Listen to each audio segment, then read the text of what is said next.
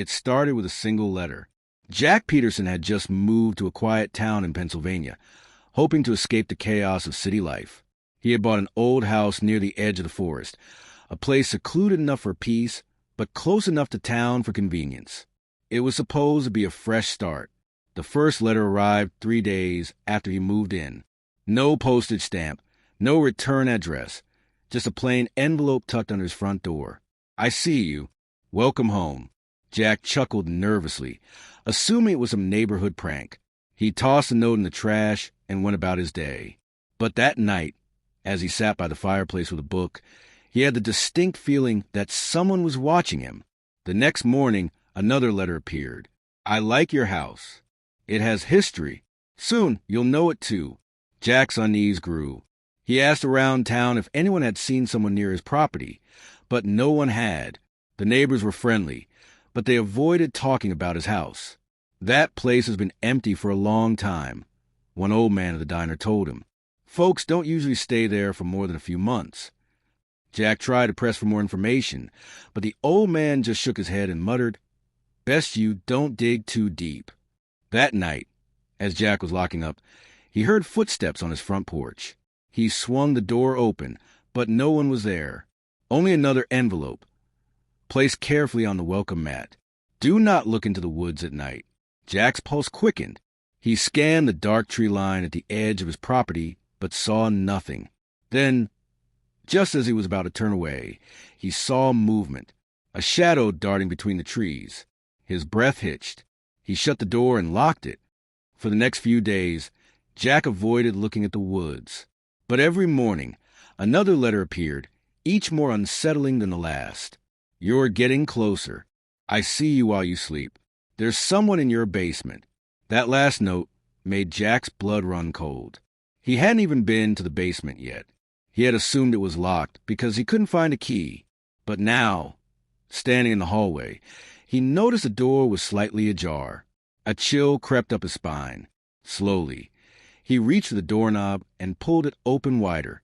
The basement was dark, the air thick with dust and something else. Something rotten. Jack fumbled for the light switch. The single bulb flickered, casting long shadows over old wooden steps leading down into blackness. He took one step down. Then another. A creak sounded from the bottom. Jack froze. Someone was breathing down there.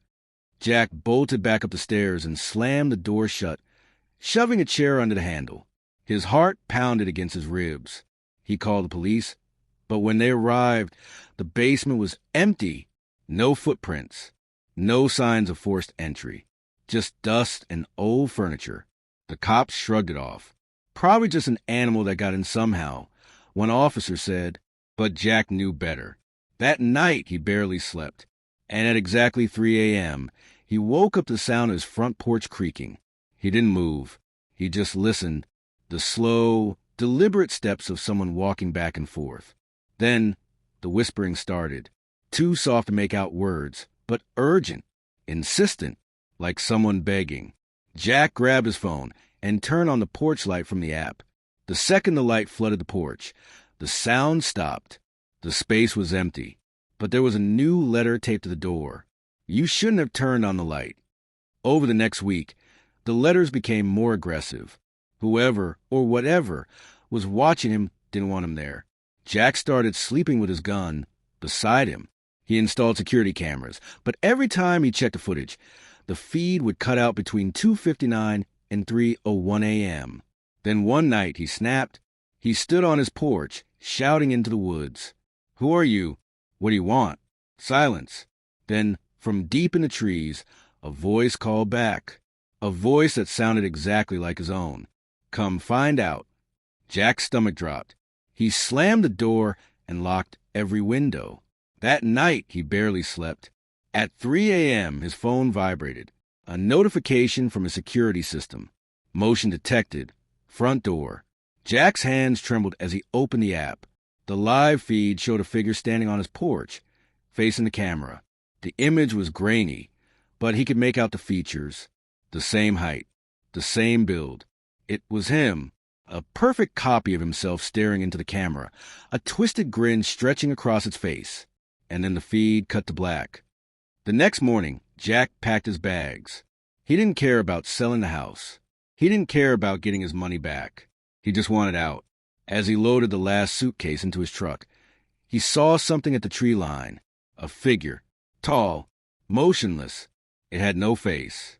Just smooth, pale skin stretched where eyes and nose and a mouth should be. Jack didn't stick around to see more. He peeled out of the driveway and never looked back. When he reached the next town, he stopped at a gas station. The attendant, an older man, took one look at Jack's pale face and nodded knowingly. "You saw him, didn't you?"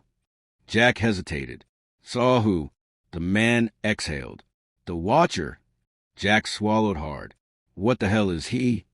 The old man shook his head. "No one knows. But once he chooses you, he never really lets go." Jack never went back. He moved across the country, changed his number, and started over. But sometimes in the middle of the night, he still wakes up at exactly 3 a.m. And outside his window, just beyond the streetlights, he swears he sees a figure standing in the dark, still watching. The next story, please like and subscribe my channel. The House That Calls Your Name. There was a house on the outskirts of Black Hollow, Maine. A house that no one lived in, yet no one dared to approach. The locals called it the Calling House because, on certain nights, when the fog rolled in thick and the wind howled through the trees, you could hear it, a whisper, calling your name. Jared and his friends never believed in town legends. When they stumbled across the house during a late-night drive, it was supposed to be a joke, a dare. 30 minutes inside, and I'll buy you drinks for a week. Ryan, the loudest of them all, challenged. Jared smirked. "You're on." The four of them, Jared, Ryan, Lucas, and Maya, stepped through the rusted iron gate, their flashlights cutting through the eerie mist. The house loomed before them, 3 stories of rotting wood and shattered windows. It smelled like damp earth and something rotting. Maya shivered. "Guys, maybe this isn't a good idea." Ryan laughed. "Scared already?" She didn't respond. Instead, she pointed at the door. It was already open, as if the house had been waiting for them. They stepped inside. The air inside was suffocating, thick with dust and decay. Their footsteps echoed down the long, dark hallway. The wallpaper peeled in long, curling strips, revealing something underneath. Names, etched into the wooden walls, carved deep like someone had clawed them there. Jared ran his fingers over the markings. The names weren't random. They were the names of people who had gone missing over the years. His own fingers stopped when he reached a fresh carving at the bottom. Jared. He stumbled back. Ryan, this isn't funny. Ryan, who had been at the front, turned. "What?" Jared held up his flashlight. "My name's here. It's carved into the wall." Ryan took a step forward, and then they heard it. A whisper, soft, faint, calling their names. Lucas turned pale. "We need to leave. Now." They turned for the door, but the hallway stretched longer than before. The entrance was gone. The air turned freezing. Their breaths came out in pale puffs. And then, thud, a door upstairs slammed. The whispering grew louder, coming from above, from everywhere. Maya screamed as something cold brushed against her neck. Jared spun around, his flashlight flickering, and for the briefest moment, he saw them, figures standing in the dark corners of the house, motionless, hollow eyes staring, their mouths moving, forming words he couldn't hear. Then the lights died. The next morning, the sheriff found a car abandoned outside the house. The front door stood wide open. Inside, there were no signs of Jared, Ryan, Lucas, or Maya. Only new names, freshly carved into the wall. Their names. The next story, please like and subscribe my channel. The Whispers in the Woods. In the heart of Montana, deep within the Bitterroot National Forest, there was a trail known as Silent Creek. Hikers avoided it.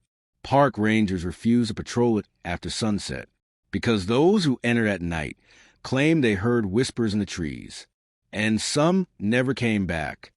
Chris and his girlfriend, Emily, were experienced hikers. When they heard about Silent Creek, they laughed off the warnings. A ghost story meant to scare tourists, they thought.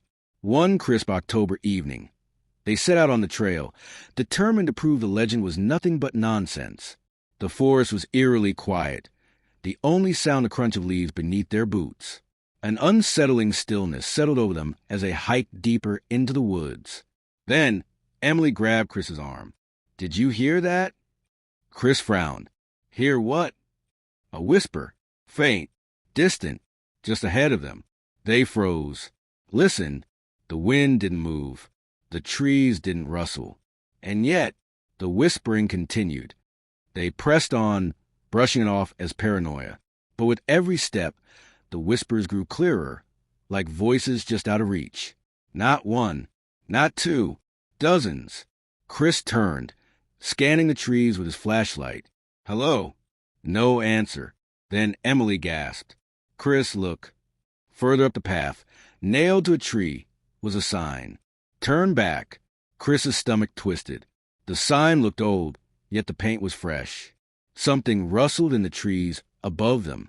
They looked up and saw something move. A shadow, slipping between the trees. Watching, Emily grabbed his hand. "We need to go. Now." They turned back, but the trail behind them wasn't there. The path had changed. It twisted in ways it shouldn't. The trees looked unfamiliar. "This isn't right," Chris whispered. The whisper surrounded them. Closer. Urgent. Voices overlapping. "Run. Run. Run." Emily screamed. Something cold brushed her shoulder. They sprinted, branches clawing at their skin. The voices screeched, no longer whispers, but desperate, agonized cries. Then, a clearing. They burst through the trees, tumbling onto the main trail. The whispers stopped. When they made it back to their car, Chris turned for one last look. At the edge of the trees stood a figure, pale, hollow-eyed, lips moving soundlessly, whispering. Chris didn't wait to hear what it had to say. He never returned to Silent Creek. The next story, please like and subscribe my channel. The House That Whispers. Pennsylvania, USA. Ryan had grown tired of his hectic life. The constant noise of New York, the never-ending pressure, and the endless ringing of phones had paralyzed his mind. He needed peace and quiet. So he bought an old house on the edge of a forest, far from everything, but close enough for convenience. A fresh start. But on his very first night, something strange happened. As he lay in bed, ready to sleep, he heard whispers, faint voices, like someone was softly speaking from the walls. The words were unclear, but the sound was there, a soft rustling like someone's breath. "It's just my imagination," he tried to reassure himself. The next night, the whispers returned. But this time, they were closer, like someone was right beside his ear, whispering just out of sight. "Leave, now." Ryan's heart skipped a beat. He couldn't ignore it anymore. The whispers grow louder. Over the next few days, the whispers became louder, more persistent. At times, they were no longer confined to the walls. Ryan would hear them clearly in the middle of the day, as though someone was walking behind him, breathing down his neck. The house began to feel alive. One night, he was brushing his teeth in the bathroom when he glanced into the mirror. His heart stopped. In the reflection, he could see a figure standing at the door, a tall, thin shadow with no face. His own breath caught in his throat. He turned around to check, but no one was there. The shadow was only in the mirror. The hidden room. A few days later, Ryan decided to investigate. He found a strange, hidden door in the back of the house, one that wasn't listed on the floor plans. The door seemed to call to him. With trembling hands, he opened it. Inside was a small, decaying room. The air was thick with dust, and in the center stood an old, rotting swing, creaking as if it had been used just moments before. As soon as Ryan touched the swing, the entire house trembled, and the whispers became screams. "Get out! We want you!" Ryan froze in fear. The house had come alive, its dark energy wrapping around him. The final warning. Panicked, Ryan tried to leave the house, but as he made his way to the front door, he heard a voice from the walls. "You cannot leave. You belong to us now." He opened the door to find the forest outside was no longer there. It was a void, black and endless, stretching out as far as the eye could see. The last thing Ryan heard before the house consumed him was his own voice, whispering back to him from within the walls. You can't escape. You never will. Ending. Ryan was never seen again. The house was abandoned, its whispers fading into the night.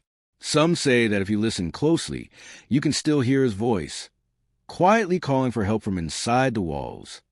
Ending note. The terrifying part of this story is the realization that the house had a mind of its own, and once it chooses someone, they are never truly free from its grasp.